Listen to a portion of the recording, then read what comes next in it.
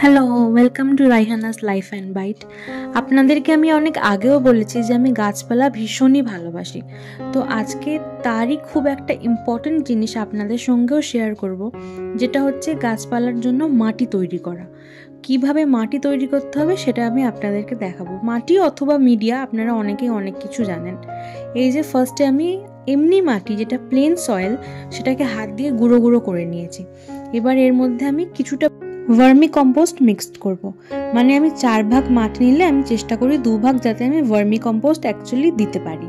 আর এর সঙ্গে মেশাবো আমি কিছুটা পরিমাণ বালি, যেটা আমি আগেই মিশিয়েছি। আর এরপরে এতে দিলাম একটু সাফ ফাঙ্গিসাইড, যেটা মাটিতে যদি কোনো ব্যাকটেরিয়া থাকে বা কোনো ফাঙ্গাস থাকে সেটাকে দূর করে দেবে।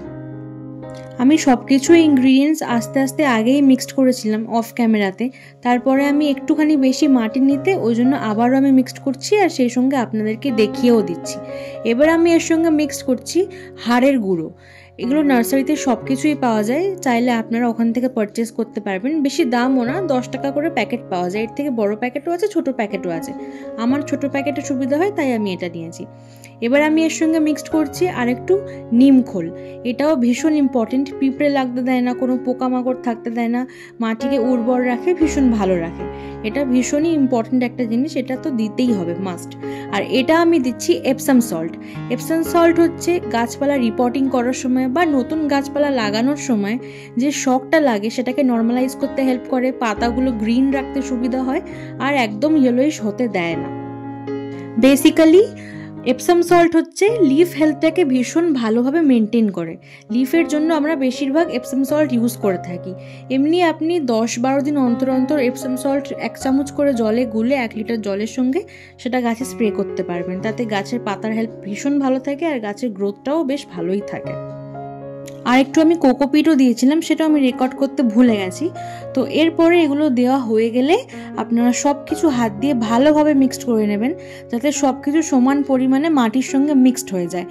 কোথাও কম কোথাও বেশি যাতে না হয়। এরকম কম বেশি হলে তাহলে ওটা গাছের গোড়ায় দেওয়ার ফলে একদিকটা ঝলসে যাবে আর একদিকটা এমনিই থেকে যাবে। এর ফলে গাছ আপনার মারাও যেতে পারে। আর এই যে এই জবা গাছটা আমি নার্সারি থেকে নতুন কিনে এনেছিলাম, কি সুন্দর ফুলের রংটা দেখুন। আর আমি এখানে আমার ভাইকে দিয়ে একটু কাজ করাচ্ছিলাম। আমার কাকাতো ভাই সামনের বাড়িতেই থাকে, ও এসেছিল, তো ওকে আমি কাজে বসিয়ে দিচ্ছি, ওকেই আমি শেখাচ্ছিলাম। তো ও এই জিনিসগুলো করে করে দিচ্ছিল আর আমি ভিডিও করছিলাম। আজকে একটু ফাঁকিবাজি মেরেছি আজকে, অন্য সময় সবই আমি করি, কেউ থাকে না সেরকম হেল্প করার। এর গোড়াতে একটু মাটি কম লাগছিল, ওই জন্য আমি এতে আর বেশি করে মাটি দিয়ে দিতে বললাম ওকে। তারপরে অন্য একটা টব নিয়ে নিলাম আমি, আর নিচে কিছু ঢিল, ইটের যে ছোট ছোট কুচিগুলো হয় সেগুলো দিয়েছি, আর ওপরে এবার মাটি দেওয়া শুরু করেছি। বেশ কিছুটা পরিমাণ আগে আমি মাটি দিয়ে নেবো এর মধ্যে, যতটা পরিমাণ আমার লাগবে। আর তারপরে ঠিক এর মাঝখানের দিকটাতে হাত দিয়ে একটু ফাঁকা করে দিতে হবে, যাতে যে গাছটা আমরা বসাবো সেটা ইজিলি আমরা রুটস না ডিস্টার্ব করে বসিয়ে দিতে পারি। এই যে দেখুন আমার মাঝখানটা ফাঁকা করা হয়ে গেছে। আর এই ছোট ছোট চন্দ্রমল্লিকার চারাগুলো আমি নার্সারি থেকে কিনে এনেছিলাম, এগুলোই আমি এখন এই বড় পটে বসাবো। তো ফার্স্টে এই যে গ্রো ব্যাগটা আছে সেটা আস্তে আস্তে করে খুব সাবধানে কেটে নিতে হবে, কারণ এর মধ্যে যদি রুটসগুলো ডিস্টার্ব হয়ে যায় তাহলে রুটসগুলো ঘেঁটে যাবে, ফলে গাছটাও মারা যেতে পারে। ওই জন্য আমি এটাকে আস্তে আস্তে আমার ভাইকে বললাম যে একটু আস্তে আস্তে কেটে মাঝখানের দিকটা চেপে বসিয়ে দে। তো এটা আস্তে আস্তে নিয়ে আর ভালোভাবে বসিয়ে দিল। আমিও একটু হেল্প করছিলাম, কারণ ও ব্যাকা লাগাচ্ছিল, আসলে কোনোদিন করেনি তো, ওই ফার্স্ট টাইম, তাই জন্য আমিও একটু হেল্প করে দিচ্ছিলাম।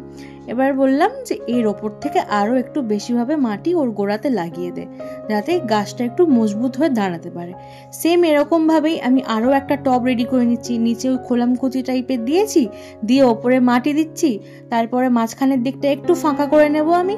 তারপরে আরও একটা চারা আছে, সেটাও আমি এর মধ্যে বসিয়ে দেবো। এই যে আবারও দেখিয়ে দিচ্ছি, খুব সাবধানে গ্রো ব্যাগটা কাটতে হবে।